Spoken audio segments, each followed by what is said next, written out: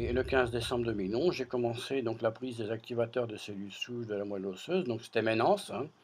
Et donc le 12 mars 2012, j'ai rencontré le professeur Christian Drapeau, qui est neurophysiologiste et neurochirurgien donc américain. Je lui ai donc exposé donc mon problème et j'ai suivi ses recommandations de prise de 8 gélules par jour étalées sur la journée. Le 14 octobre, j'ai été amené à faire un scanner des reins. Résultat de ce contrôle, confirmation d'une tumeur interne au rein droit, décision d'opérer de l'urologue, hein, mais refus d'opérer donc de l'anesthésiste. Donc ce scanner révèle un kyste sur la pointe du pancréas avec demande d'un IRM et d'une masse osseuse spongieuse au niveau de la hanche droite avec donc demande d'une scintigraphie. Alors le 2 août 2012, j'ai fait un nouveau scanner, mais là à ma demande, à mon médecin traitant, pour voir l'évolution au niveau rénal. Le résultat de ce nouveau scanner a été édifiant, tumeur ayant légèrement augmenté, alors dû probablement à la prise tardive d'activateurs de cellules souches de la moelle osseuse, donc le stéménance, hein, mais disparition totale du kyste au pancréas et plus de masse spongieuse au niveau de la hanche. Alors voilà, donc commentaire de mon médecin traitant, un étonnement sur la capacité de réparation et rétablissement de mes fonctions cardiaques, une grande amélioration et un point très important pour lui, le retour à la normale du pancréas, qui était une source inquiétante sur le scanner précédent. Plus besoin de scintigraphie de la hanche.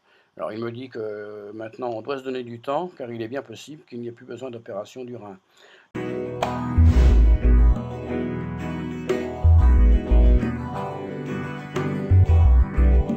Les cellules souches pourraient révolutionner la médecine.